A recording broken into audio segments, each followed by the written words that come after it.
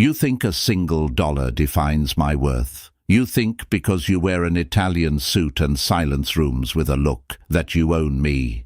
The air in the parking lot crackled, not with thunder, but with the terrifying electric tension of a predator facing the only prey that ever dared to bite back.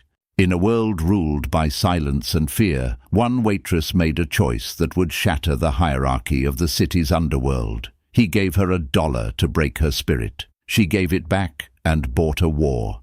This is the story of how a petty insult became a deadly obsession. The heat inside the Obsidian Lounge was artificial, a precise 70 degrees that felt sterile against the skin, yet the atmosphere was heavy enough to crush a man's lungs. It was a Friday night in the city, the kind of night where the smog settled low over the skyscrapers, trapping the neon glow of the streets in a hazy, suffocating dome.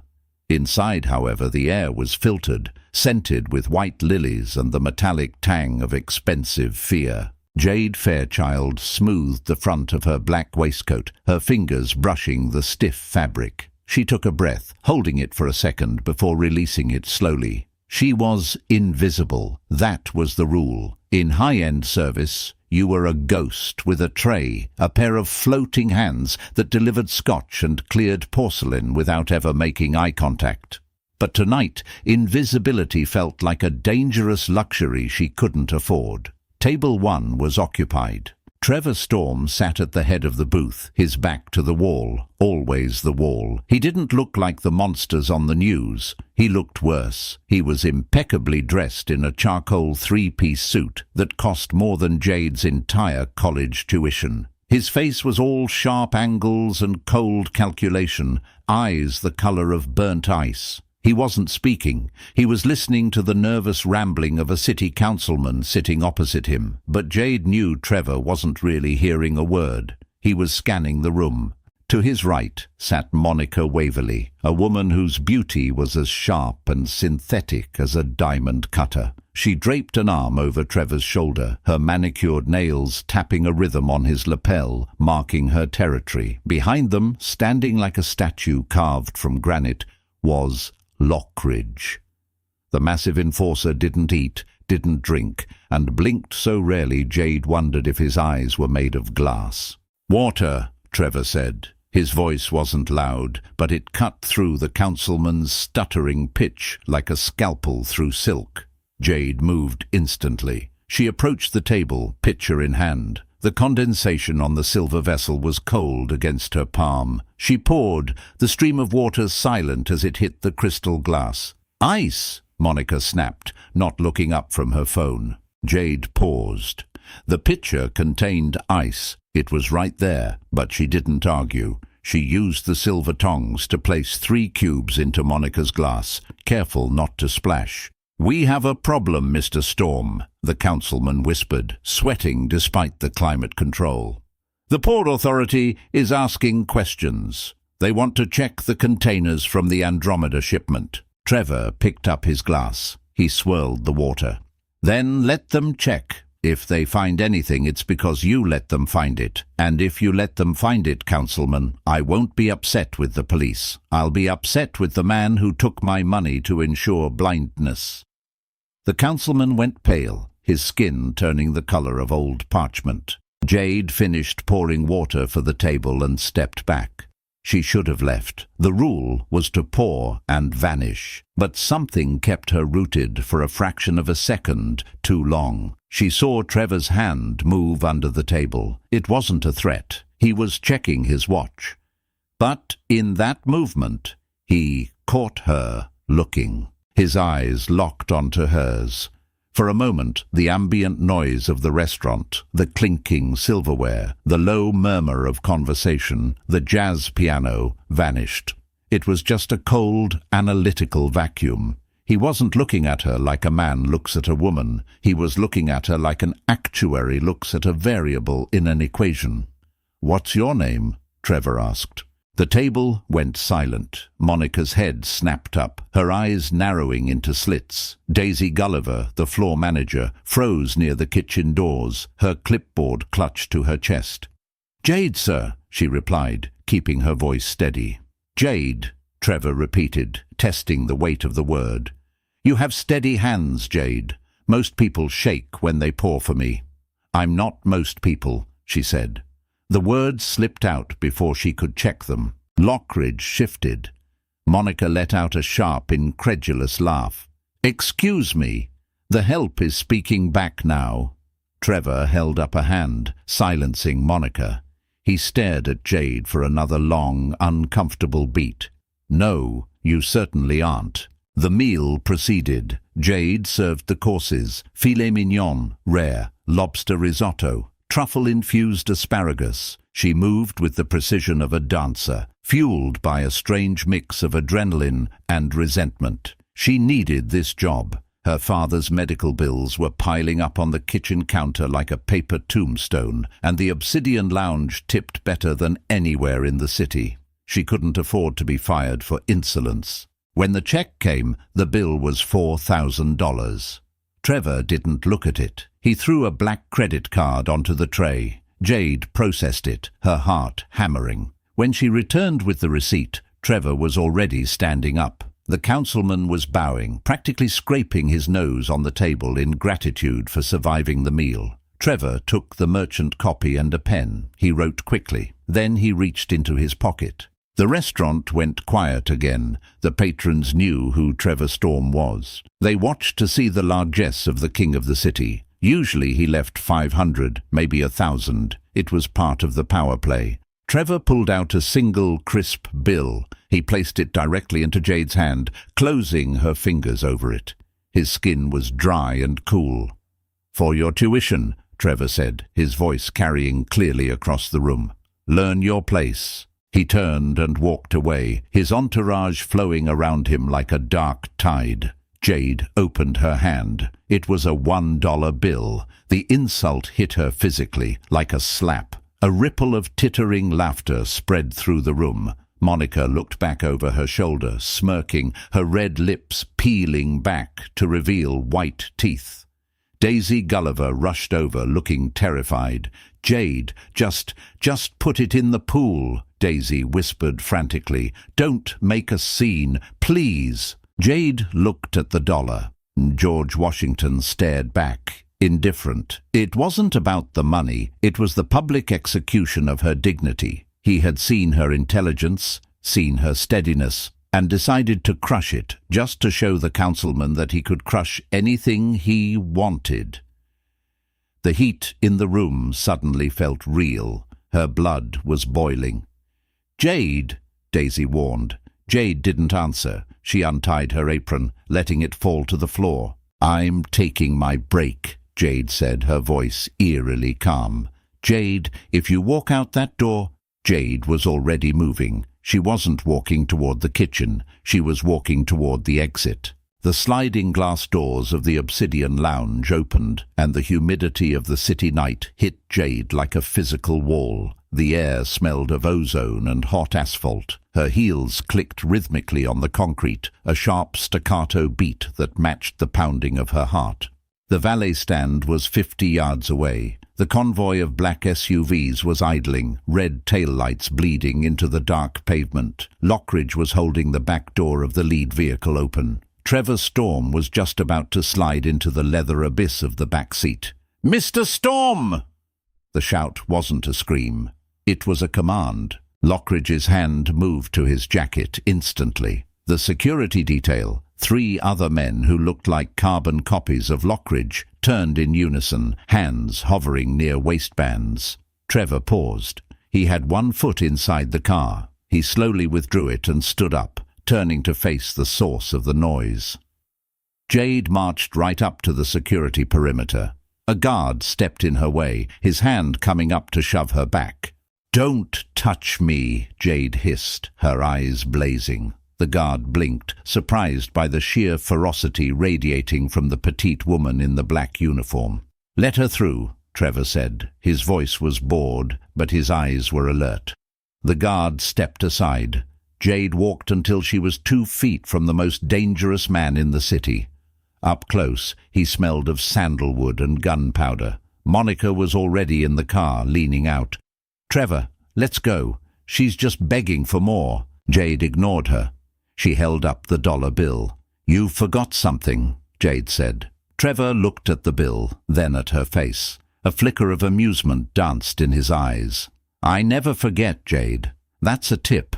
It's customary." "A tip is a reward for service," Jade said, her voice steady despite the adrenaline flooding her system.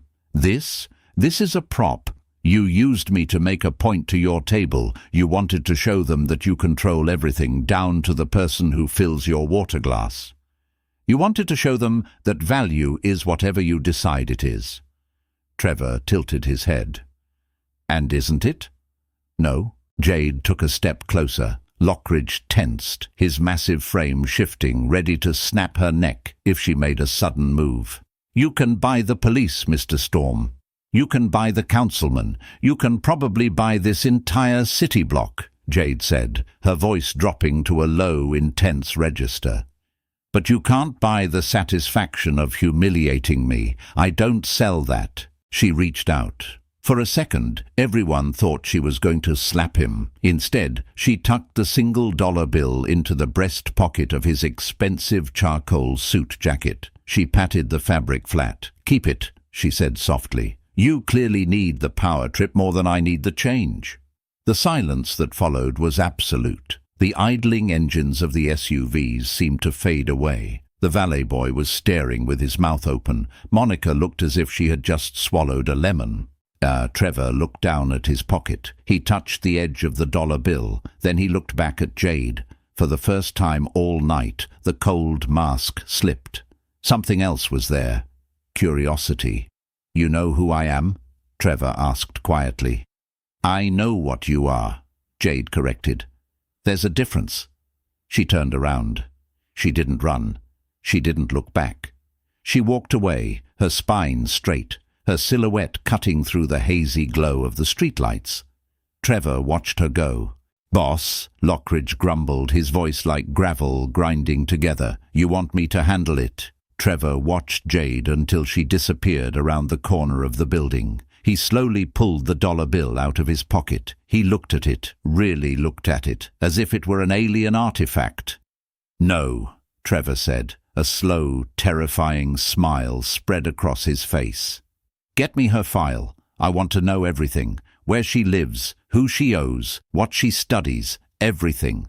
"She disrespected you," Monica hissed from the car. "She returned fire," Trevor murmured, folding the dollar bill and placing it into his inner pocket, right next to his heart. "Nobody ever returns fire." The next morning the sun didn't rise so much as the grey sky just got lighter. Jade sat at her small kitchen table, staring at the dregs of her coffee. The apartment was tiny, a studio in the crumbling Art Deco district where the elevators rarely worked, and the radiators hissed like angry snakes. Her phone buzzed. It was Daisy. "Don't come in," corporate called. "You're blacklisted." "I'm so sorry, Jade. They said you created a hostile environment for a VIP." Jade put the phone down face first. She expected this. She knew the cost of pride was high, but she hadn't expected the bill to arrive so quickly. She had $300 in her checking account. Rent was due in 4 days. Her father's medication, experimental inhibitors that insurance refused to cover, was $2,000 a month. "Stupid," she whispered to the empty room. "You were stupid, Jade." But even as she said it, she knew she couldn't have done anything else. Submission wasn't in her DNA. It was a genetic flaw she'd inherited from a mother she barely remembered, and a father who fought every battle until his body gave out. A knock on the door made her jump. It wasn't the polite rap of a neighbor borrowing sugar. It was 3 heavy, authoritative thuds. Jade stood up, grabbing the pepper spray she kept on the counter. She moved to the door and looked through the peephole. All she saw was black fabric. "Miss Fairchild," a deep voice rumbled through the wood. "Open the door." It was the voice of the granite statue. Lockridge. Jade's heart hammered against her ribs. She backed away. "Go away or I'm calling the police." "The police are busy," Lockridge said calmly.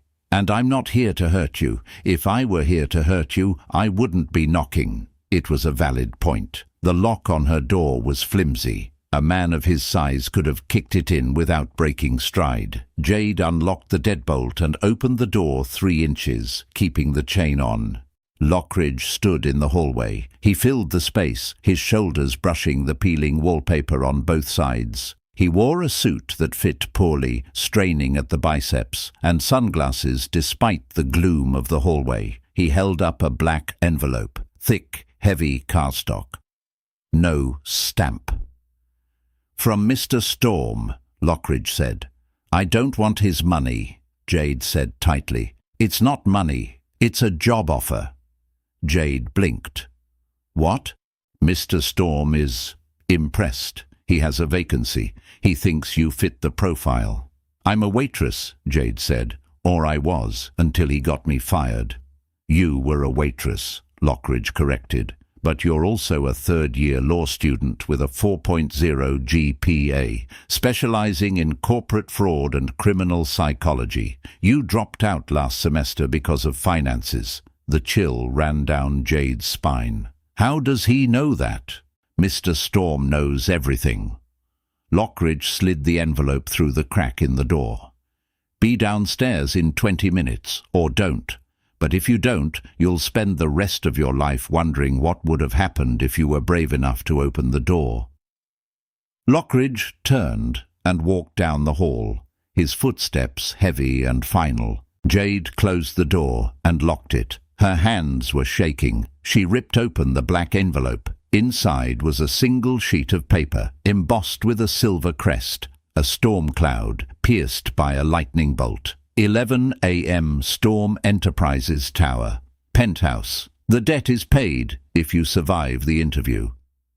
Underneath the text was a paperclip holding a check. Jade looked at the amount. It was for $50,000. She stared at the zeros. This would pay off the medical bills. It would pay her tuition. It would change everything. Or it was a trap. She looked around her apartment. The water stain on the ceiling shaped like a grim reaper. The pile of overdue notices. The silence of a life waiting to fail. She had returned the dollar because she had pride. She would take the meeting because she had nothing left to lose. 40 minutes later, Jade stood in the elevator of the Storm Enterprises Tower. The glass box shot upward, turning the city into a patchwork quilt of grey and brown below her. The elevator doors opened directly into a penthouse that looked more like a fortress than a home. Floor-to-ceiling windows offered a panoramic view of the skyline. The furniture was sparse, modern, and terrifyingly expensive. Trevor Storm stood by the window, looking out. He wasn't wearing a suit jacket today. His white dress shirt was rolled up to the elbows, revealing forearms that were surprisingly muscular. "You came," he said without turning around. "You fired me," Jade replied, stepping into the room. "I have free time." Trevor turned. His face was unreadable. "I freed you. There is a difference." He walked over to a massive glass desk and picked up a file. "I checked your background, Jade. Impressive. You have a talent for patterns. You see things other people miss." "Is that why I'm here?" Jade asked. "Because I saw you check your watch?" "No," Trevor said. He tossed the file onto the desk. It slid across the glass and stopped inches from her hand. "You're here because when I left that dollar, everyone else in the room saw a king being generous to a peasant. You saw a test, and you're the only one who passed." "Passed what?" "Loyalty is easy to buy," Trevor said, walking around the desk to stand in front of her. The proximity was overwhelming. He radiated a dangerous heat. "Fear is easy to instill, but backbone, that's rare. I'm surrounded by people who say yes. Monica, the councilman, even Lockridge to an extent. They nod. They agree. They fear me." He leaned in, his voice dropping to a whisper. "I have a traitor in my organization, Jade. Someone close, someone who nods and smiles. I need someone who isn't afraid to throw a dollar bill back in my face to find them." Jade looked at the check in her hand, then at Trevor. You want me to be a spy? I want you to be my assistant, Trevor corrected. You'll be in every meeting. You'll organize my life. You'll handle my schedule. And while you do that, you will watch them. You will listen, and you will tell me who is lying. And if I say no, then you tear up the check. You leave, and you find a job at a diner, Trevor said. And you spend the rest of your life serving eggs to truck drivers, knowing you could have ruled the city. Jade looked at the check. $50,000. It was blood money. She knew that. But looking into Trevor's cold blue eyes, she realized something else. He wasn't just offering her money. He was offering her a weapon. I have conditions, Jade said. Trevor smiled. It was the first genuine smile she had seen on him. It was sharp, predatory, and devastatingly handsome. I would expect nothing less, he said. Welcome to the family, Jade. The headquarters of Storm Enterprises was less an office and more a high-altitude bunker wrapped in glass and steel. Jade sat in the anteroom of the executive suite, her new desk a slab of black marble that felt perpetually cold to the touch. It had been 3 days since she accepted the check, and in those 72 hours she had learned that Trevor Storm didn't run a company. He ran a kingdom. The silence of the 45th floor was absolute, broken only by the rhythmic humming of the server banks hidden in the walls. There were no windows open to the outside world, no breeze to disturb the perfectly recycled air that smelled faintly of ozone and expensive cologne. "You're sitting in my chair." Jade didn't flinch. She looked up from the tablet Trevor had given her, a device encrypted with military-grade software that contained the schedules and contacts of the city's most corrupt officials.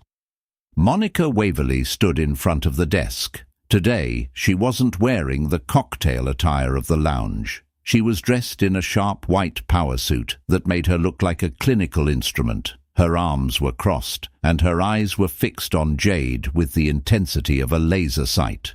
"Mr. Storm assigned this desk to me, Monica," Jade replied, keeping her voice neutral.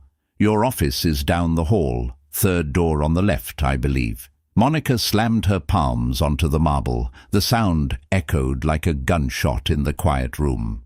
"Let's get one thing straight, Charity Case. Trevor hired you because he's bored. He likes new toys. But toys break, and when you break, I'll be the one sweeping up the pieces." "Is that your job description?" Jade asked, tilting her head. "I thought you were the VP of Public Relations. Sweeping seems below your pay grade." Monica's face flushed a dangerous shade of crimson. Before she could respond, the double doors to Trevor's office swung open. "Monica! Jade! In here!" Trevor's voice wasn't raised, yet it commanded immediate obedience. Monica straightened her jacket, shot Jade one last venomous glare, and marched inside.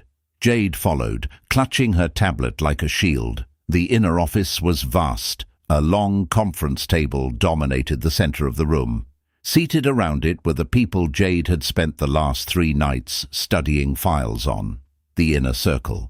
Trevor sat at the head of the table. He gestured to the empty chair at his right hand, a spot previously occupied by Monica. Monica stiffened, forced to take a seat further down the table. Jade sat at Trevor's right. "This is Jade," Trevor announced, skipping pleasantries.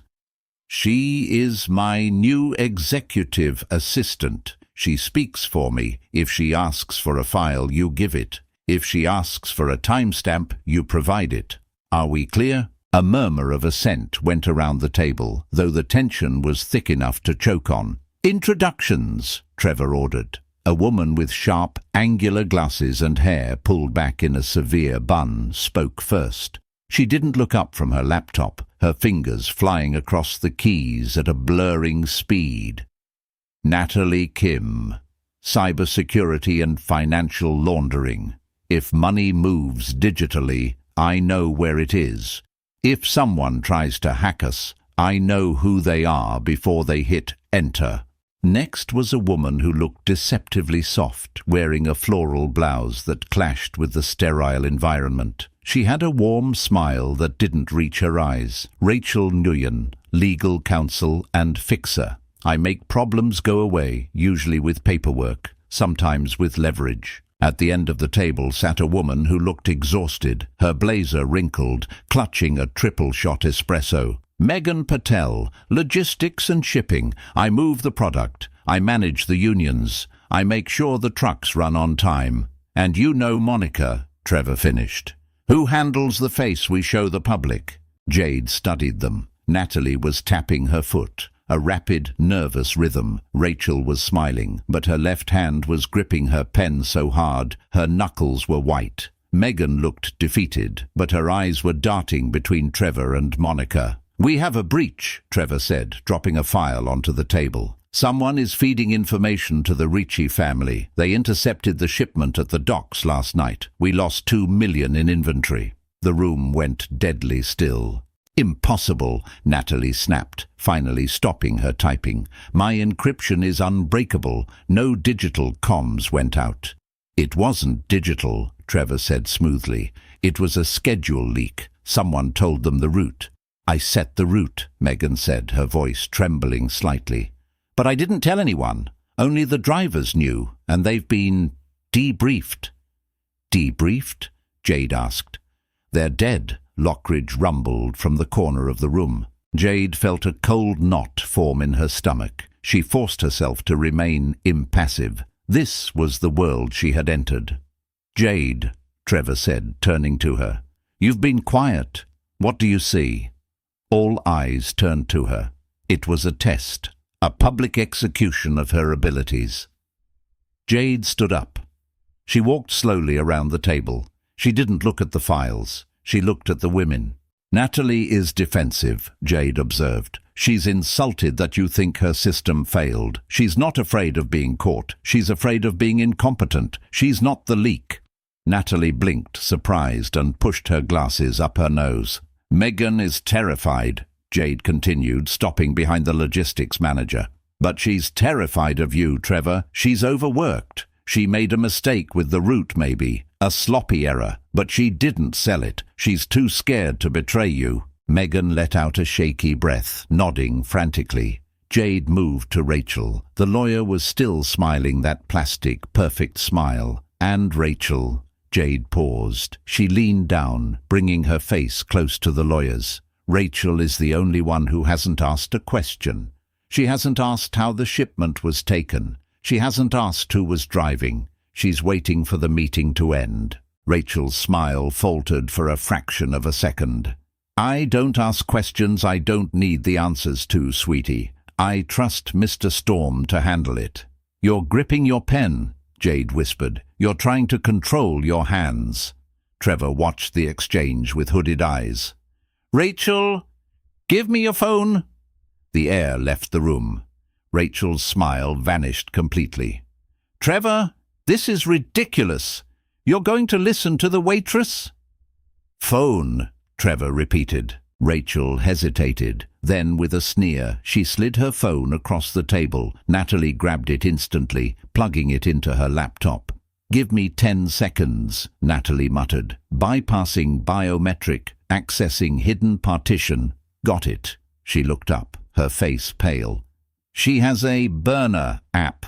Encrypted messages to a number registered to a shell company in Jersey. It's the Ricci's. Lockridge moved. He was across the room in 2 strides. Rachel stood up, knocking her chair back, but it was too late. Lockridge's heavy hand clamped onto her shoulder. Take her downstairs, Trevor said. His voice was devoid of emotion. Find out what else she sold. Rachel started screaming as she was dragged out. You're making a mistake. It wasn't me. I was set up. Monica, tell him. The heavy doors slammed shut, cutting off her screams. Jade stood there, her heart pounding against her ribs like a trapped bird. She had just condemned a woman. She had just played judge in a kangaroo court. Trevor stood up. He walked over to Jade and placed a hand on her back. The heat of his palm burned through her blouse. Good work, he murmured near her ear. She could have been innocent, Jade stammered, her voice barely a whisper. She wasn't, Trevor said. Natalie found the proof. You just told us where to look. He turned to the remaining women. Meeting adjourned. Monica, stay. As the others filed out, Jade moved to leave, but Trevor caught her wrist. Not you, he said. You stay too. You need to see how we handle the fallout. Jade looked at his hand on her wrist, then up at his face. The blue eyes were hard, but there was a flicker of something else deep within them. Respect or ownership. I'm not an executioner, Trevor, she said. No, he agreed, pulling her slightly closer. You're the judge, and in this city, the judge is the most dangerous person in the room. The annual Metropolis Foundation Gala was the kind of event where charity was just a tax write-off for the sins committed the rest of the year. The ballroom of the Grand Hotel was a cavern of gold leaf and crystal chandeliers. The air conditioning was set to a brisk chill to keep the heavy makeup of the socialites from melting. Jade stood near a pillar, holding a glass of champagne she had no intention of drinking. She felt like an imposter in her own skin. The dress Trevor had provided, a floor-length gown of emerald silk with a slit that went dangerously high up her thigh, fit her like a second skin. It was backless, exposing the scattering of freckles on her shoulders to the cold air. "Stop fidgeting," Trevor's voice came from beside her. He looked devastating. A midnight blue tuxedo, a black bow tie, and a demeanor of absolute boredom that only the ultra-wealthy could afford. He stood close enough that his arm brushed hers, sending small jolts of electricity through her nerves. "I'm not fidgeting," Jade lied. "I'm scanning." And everyone here hates you," she said, taking a sip of the bubbling wine. Trevor chuckled, a low sound that vibrated in his chest. "Hate is just respect with a knife in its hand." "Who, specifically?" Jade nodded toward a group of men near the orchestra. They were older, thick-necked, wearing suits that cost more than houses, but still looked cheap on them. "The man with the red tie, he's the head of the Port Authority, right? He keeps looking at you, then looking at his phone. He's nervous." "That's Commissioner O'Malley," Trevor said. "I own him. If he's nervous, it means someone else is bidding on him." "And the woman in the silver dress," Jade continued. "She's been circling us for 20 minutes. She gets closer, then pulls back. She wants to talk to you, but she's afraid of who might see her." Trevor glanced over. "Sarah Robinson. She's a rival attorney. She works for the Richies." "She's not acting like an enemy," Jade noted. "Her body language is open, palms exposed. She's pleading, not threatening." "Interesting," Trevor murmured. "Let's go say hello." He offered his arm. Jade took it. The muscle beneath the fabric was hard as steel. As they moved through the crowd, the sea of people parted. Eyes followed them. Envy, lust, fear. Jade kept her chin high. She remembered the dollar bill. She remembered that she had returned it. She wasn't their equal. She was the anomaly. They intercepted Sarah Robinson near the ice sculpture of a swan. The woman jumped when Trevor spoke. "Sarah, you look lovely. Silver suits you." Sarah turned, her eyes wide. She looked terrified. "Trevor, I shouldn't be seen talking to you." "And yet you've been stalking me all night," Trevor said pleasantly. "This is Jade, my associate." Sarah glanced at Jade, assessing her quickly. "The waitress, I heard." "Assistant," Jade corrected sharply. "And I see you're shaking, Sarah. What's wrong?" Sarah stepped closer, lowering her voice. The music of the string quartet covered her words. "They know about the raid tonight, the Richies. They aren't hitting the warehouse, Trevor. They're hitting your house." Trevor went still. The playful veneer vanished instantly. "My house? How?" "They bought your security chief," Sarah whispered urgently. "Lockridge. They offered him 10 million. Jade felt the blood drain from her face. Lockridge, the statue, the man who had brought her the envelope. It seemed impossible. Trevor stared at Sarah. "Why tell me? You work for them." "Because they killed my brother last week," Sarah hissed, tears welling in her eyes. "They said it was an accident. I know it wasn't. Burn them, Trevor. Burn them all down." She turned and vanished into the crowd. Trevor stood frozen for a second. Then he grabbed Jade's hand. His grip was bruising. "We have to go. Now." "Is she telling the truth?" Trevor asked as he dragged her toward the exit. "Jade, I need you. Is she lying?" Jade replayed the interaction in her mind, the dilation of Sarah's pupils, the micro-tremors in her voice, the way she didn't ask for anything in return. "No," Jade said breathlessly, struggling to keep up with his long strides in her heels. "She's grieving, and she's vengeful. She's telling the truth." They burst out of the ballroom doors into the lobby. The valet stand was a mile away in high heels. Trevor didn't wait. He pulled his phone out. "Lockridge isn't answering," Trevor said, his voice tight. "He's supposed to be driving the car." "If he turned," Jade started. "If he turned, the car is a coffin," Trevor finished. They stopped in the middle of the lobby. Trevor looked around, his tactical mind assessing threats. The glass doors of the entrance, the elevators. "We can't use my transport," Trevor said. "We need a civilian car." "I have a ride-share app," Jade offered, fumbling for her phone in her clutch. Trevor looked at her like she was insane. "You want to escape an assassination attempt in an Uber? Unless you have a helicopter in your pocket, it's the only car they aren't looking for," Jade snapped. She hit the request button. 2 minutes, a Toyota Camry. Trevor actually laughed. It was a short, sharp bark of sound. A Camry. Fine.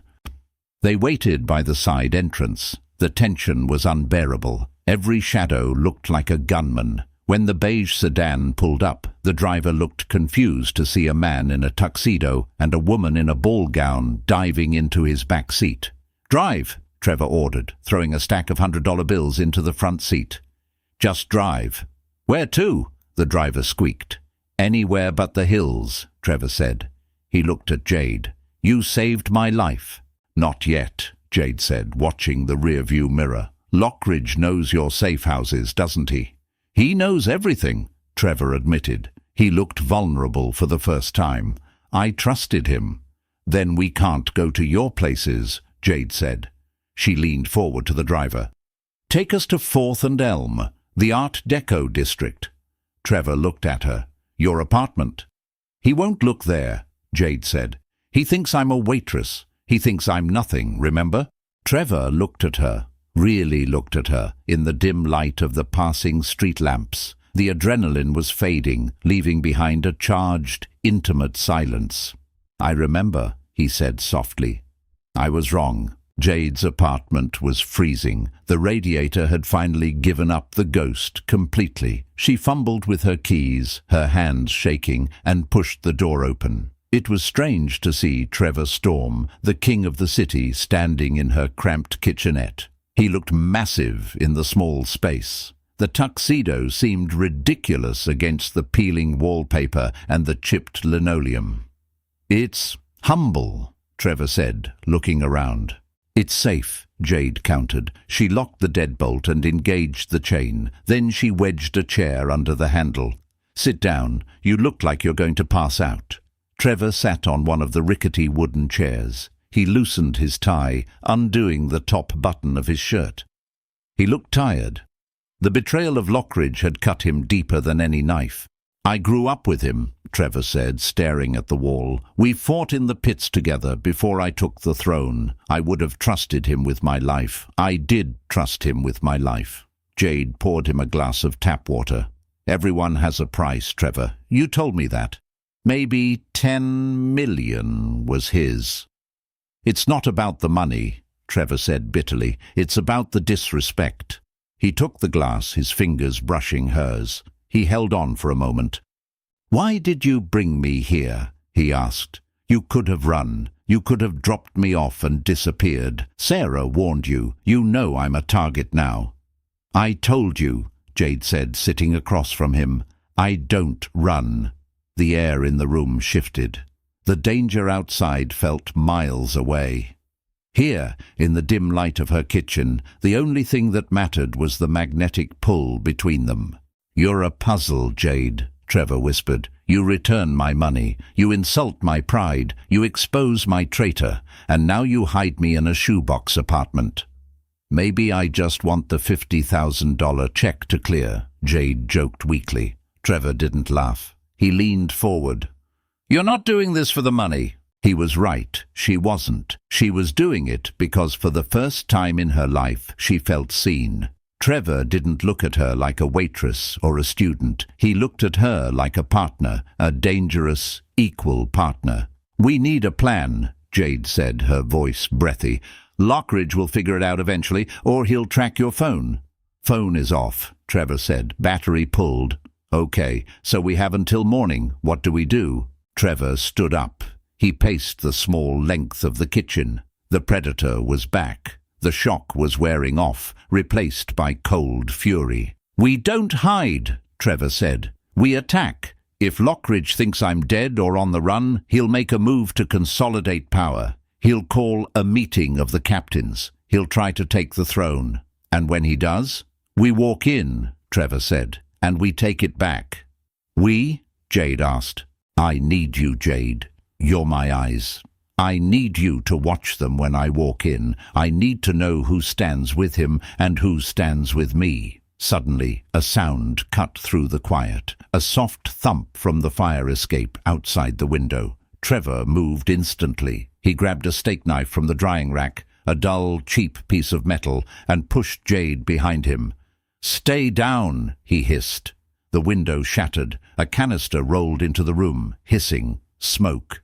Tear gas, Trevor shouted. He grabbed Jade, covering her face with his jacket. Bathroom, now! They stumbled into the tiny bathroom. Trevor kicked the door shut and turned on the shower, soaking a towel. He pressed it to Jade's face. Breathe through this, he commanded. They found us. Jade coughed, her eyes stinging. How did they find us? I don't know, Trevor growled. He looked at the small bathroom window. It opened to an air shaft. Can you fit through that? Maybe, but it's a 3-story drop. I'll catch you, Trevor lied. They both knew he couldn't catch her from the bottom. From the main room they heard heavy boots crunching on glass. Check the bedroom, a voice ordered. It wasn't Lockridge. It was Monica. Jade's eyes widened. Monica? She must have been working with him, Trevor realized. His face hardened into stone. She was the inside man. Lockridge was the muscle. She was the brains. Come out, Trevor! Monica's voice trilled, distorted by a gas mask. We know you're in there with your little pet. Make it easy, and we'll make it quick. Trevor looked at Jade. He reached into his pocket and pulled out the $1 bill, the same one she had put in his pocket that first night. Take this, he said, pressing it into her hand. What? Why? If I go out there, they'll focus on me. You go out the window, climb down the pipes, run to the police precinct on 12th. Show them this. Tell them to call Detective Miller. He's on my payroll. I'm not leaving you, Jade said fiercely. You have to, Trevor said. He cupped her face in his hands. For a second, Jade thought he was going to kiss her. Instead, he pressed his forehead against hers. You're the only weapon I have left, Jade. If they kill us both, they win. If you survive, you can burn them down. He stepped back. He grabbed the shower curtain rod, ripping it from the wall, a makeshift staff. Go, he ordered. Trevor kicked the bathroom door open and charged into the smoke, roaring with the fury of a cornered lion. Get him, Monica screamed. Gunfire erupted. Jade scrambled onto the toilet and squeezed through the tiny window. The cold night air hit her face, stinging her tear-filled eyes. She dropped onto the rusty fire escape of the neighboring building, scraping her knees. She heard crashing, shouting, and then silence from her apartment. She froze, clinging to the cold iron railing. Trevor, she whispered. No answer. She looked down at her hand. She was clutching the dollar bill so hard her nails had cut through the paper. She didn't know if he was dead or alive, but she knew one thing. Monica Waverley had just made the biggest mistake of her life. She had left Jade Fairchild alive.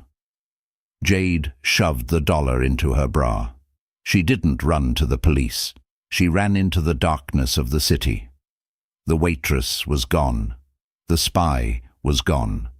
The avenging angel was born. The city lights blurred into streaks of neon violence as Jade ran. Her lungs burned, not from the exertion, but from the lingering phantom sting of tear gas. She didn't stop until she reached the sub-basement of a 24-hour laundromat 6 blocks away.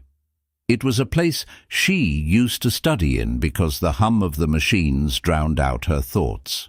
Now, the fluorescent lights hummed with a different frequency, the sound of survival. Jade collapsed onto a plastic bench, clutching her chest. Through the thin fabric of her blouse, she could feel the crinkle of the $1 bill. It was the only asset she had. No phone, no wallet, no keys. Just George Washington and a head full of corporate secrets she had absorbed in 3 days. "Think," she whispered, her voice rasping. "Don't panic. Analyze." She closed her eyes, visualizing the chessboard of the city. Trevor was gone, taken or dead. Monica and Lockridge held the power. They had the muscle and the media. Going to the police was suicide. Monica would spin the narrative before Jade even filled out a report. She needed an asset that Monica didn't control. Natalie Kim, the cybersecurity expert. In the meeting, Jade had read her as defensive, terrified of incompetence, but not a traitor. Natalie lived in the digital world. If anyone could find Trevor, it was her. But Natalie was also terrified of conflict. Jade had to offer her safety. Jade borrowed a quarter from a sleeping homeless man, promising him $10 later, and used the payphone in the back. It was an archaic relic, but it left no digital footprint on her own accounts. She dialed the number she had memorized from the emergency contact list on her now-lost tablet. "Hello," a voice answered, shaky and breathless. "Natalie, it's Jade." "Jade? Oh my God, the news says Trevor is dead. They say you killed him. Monica just released a statement, a lover's quarrel gone wrong." "Smart," Jade muttered. Monica moved fast. "I didn't kill him, Natalie. Monica and Lockridge staged a coup. They hit my apartment. Trevor stayed behind so I could get out. I can't be involved in this. I'm packing. I'm leaving for Seoul in an hour." "You won't make it to the airport," Jade said, her voice dropping to that cold, analytical tone that Trevor had admired. "Monica can't leave loose ends. You handle the money laundering, Natalie. You know where the bodies are buried, literally and financially. Once she consolidates power, you're a liability. Lockridge is probably already on his way to your penthouse." Silence on the other end. Then the sound of a zipper stopping. "What do I do?" "Open your service elevator. I'm coming up. And Natalie, if you try to run, you die alone. If you let me in, we might just survive." 20 minutes later, Jade stood in Natalie's high-tech fortress of an apartment. Natalie looked small, surrounded by server racks and empty suitcases. "Where is he?" Jade asked, skipping the pleasantries. "I don't know," Natalie stammered. "His tracker is offline." "His phone is offline," Jade corrected. "But Trevor is a man of contingencies. He has a pacemaker, doesn't he? Or a biomonitor?" Natalie's eyes widened. "His watch. It has a biometric relay to the private server. If his heart rate spikes, find it." Natalie's fingers flew across her keyboard. Screens flared to life, casting blue light across Jade's dirt-streaked face. "Got a signal. Faint. It's not a GPS lock, but it's a proximity ping from a repeater tower." "Where?" "The shipyards. Dock 4. The Ricci territory."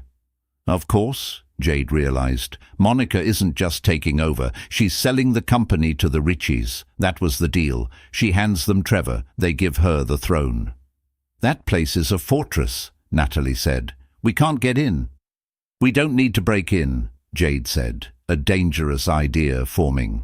She walked over to Natalie's closet and pulled out a pristine white blazer. It was 3 sizes too big, but it would have to do. "We need to be invited." "Invited? By who?" By the only person who hates the Ricci's more than we do, Jade said.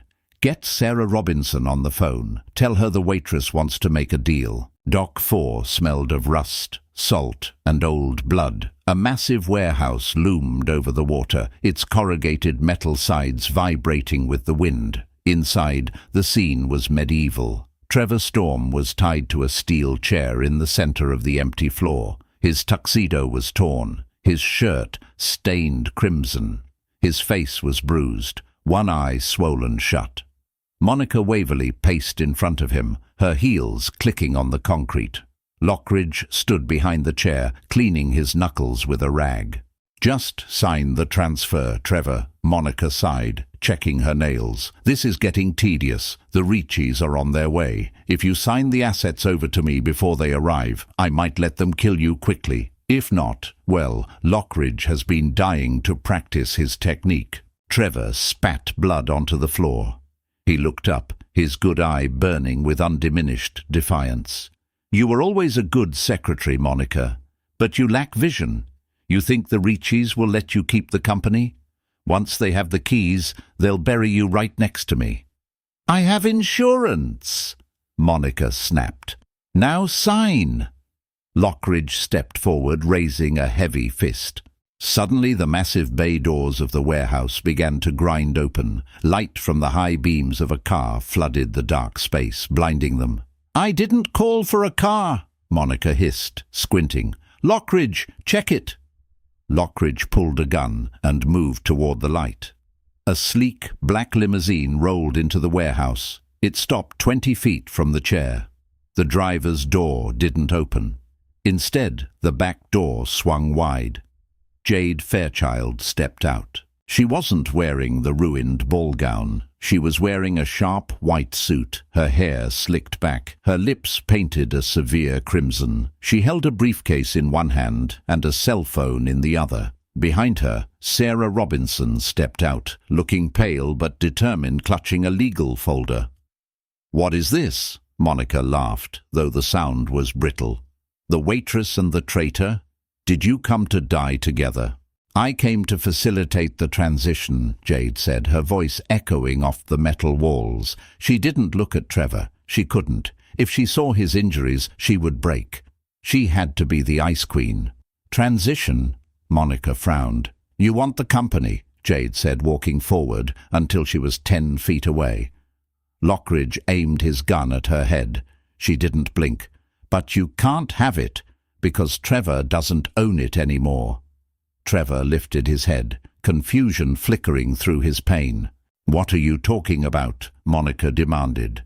Yesterday morning at 9 a.m., Trevor executed a blind trust. Jade lied. She slammed the briefcase onto a crate and popped the latches. It was empty save for a single piece of paper, the dollar bill.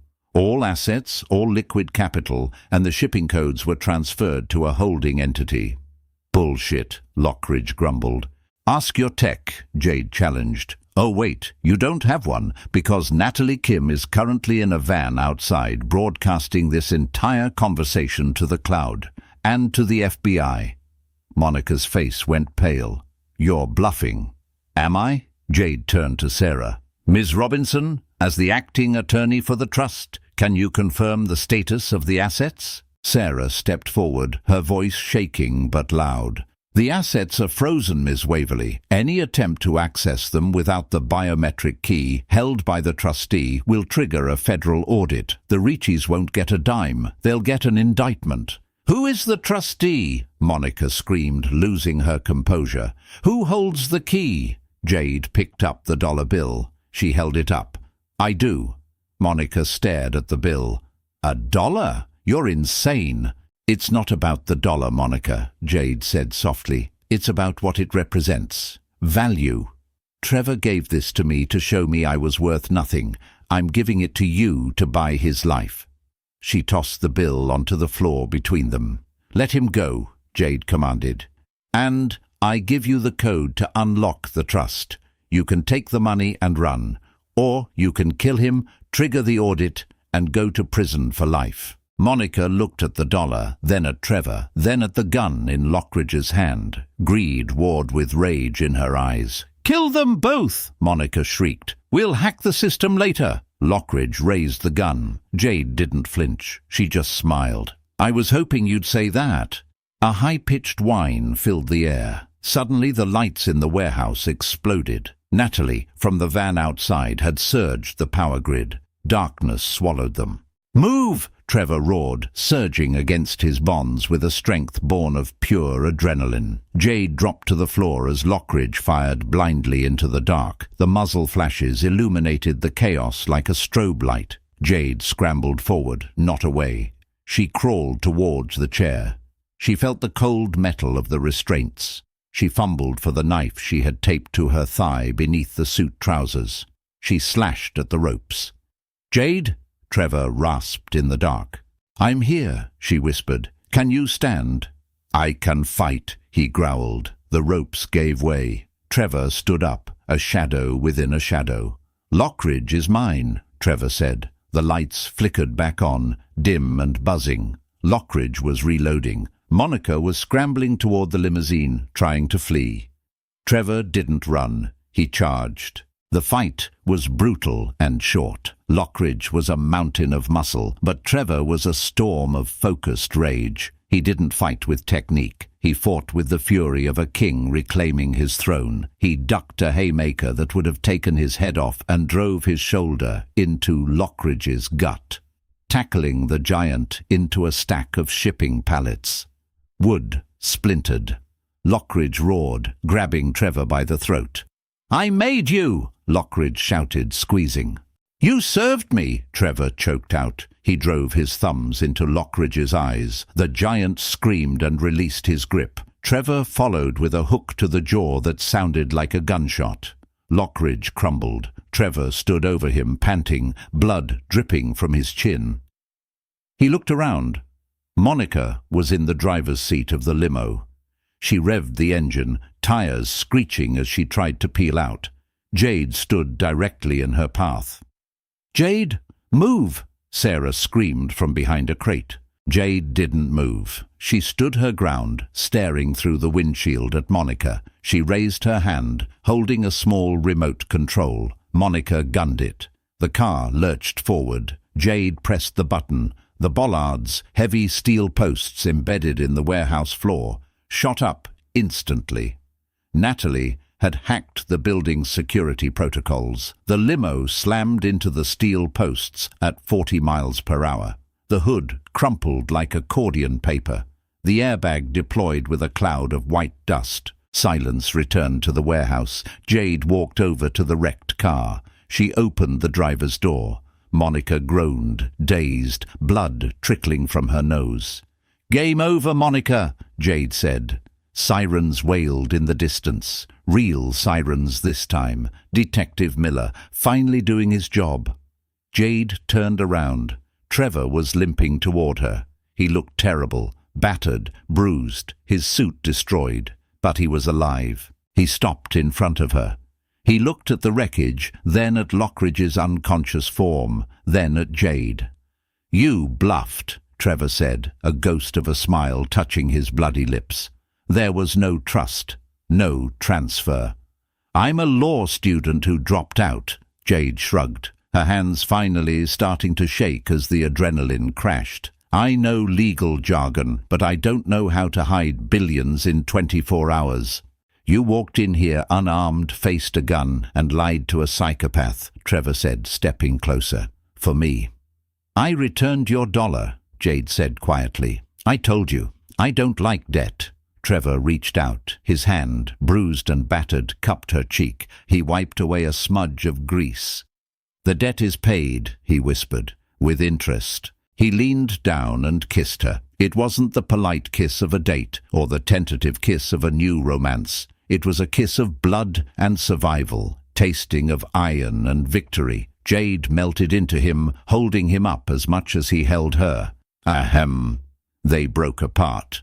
Detective Miller stood at the open bay doors, flanked by a dozen SWAT officers. He looked at the bodies, the wrecked limo, and the couple in the center of it all. Mr. Storm, Miller sighed, holstering his weapon. You have a hell of a way of filing a personnel complaint. Trevor kept his arm around Jade. "Clean it up, Miller. Monica and Lockridge attempted a hostile takeover and kidnapped my executive assistant. I acted in self-defense." Miller looked at Jade. "Is that true, miss?" Jade looked at Trevor. She saw the bruises, but she also saw the power returning to him. The king was back, but he wasn't alone anymore. "Yes," Jade lied smoothly. "Mr. Storm saved my life." Trevor squeezed her shoulder. "And," Jade added, looking down at the floor where the crumpled dollar bill lay in the dust, "he gave me a raise." 3 months later. The Obsidian Lounge was quiet. The lunch rush was over. Jade Fairchild sat at table 1. She wore a tailored charcoal suit that matched the one the man across from her was wearing. Trevor Storm swirled his water glass. He looked healthier now. The scars on his face faded to faint white lines that only added to his dangerous allure. "The merger with the Japanese tech firm is complete," Jade said, sliding a folder across the table. "Natalie has secured the firewalls. Sarah has the legal team locking down the patents. We're untouchable." "Boring," Trevor murmured, pushing the folder aside. "I pay you to handle the boring parts, Jade. I want to know about us." "Us?" Jade raised an eyebrow. "We are a highly efficient corporate entity." Trevor reached into his pocket. He pulled out a small velvet box. He placed it on the table. "Open it." Jade's heart skipped a beat. She reached out and opened the box. Inside wasn't a diamond ring. It wasn't gold. It was a plastic cube. Encased inside the acrylic was a single crumpled $1 bill. "I framed the first dollar I ever earned," Trevor said softly. "Not the first million, the first dollar. Because that was the price of admission to meet the only woman who ever challenged me." Jade smiled. A real, genuine smile that lit up the sterile room. "You're sentimental," she teased. "It's bad for your reputation." "Let them talk," Trevor said, reaching across the table to take her hand. "I don't care about the reputation. I have the Queen, and the Queen controls the board." Jade laced her fingers through his. The waiter approached. A nervous young man with shaking hands. He poured their water, spilling a drop on the table. He froze, terrified. Jade looked at the waiter. She saw the fear. She saw herself 3 months ago. She pulled a $100 bill from her purse and placed it on the tray. "For your tuition," Jade said kindly. "Keep your head up." Trevor watched her, his eyes full of pride. They ruled the city now, not with fear, but with a partnership forged in fire. And it all started with a single dollar. Thank you for listening to this story. If you enjoyed Jade and Trevor's journey from enemies to power couple, please hit that like button. It really helps the channel grow and lets me know you want more stories like this. Did you expect the twist with the dollar bill at the end? Let me know in the comments below. And if you haven't already, make sure to subscribe and ring the bell so you never miss a new dramatic romance upload. Until next time, keep reading.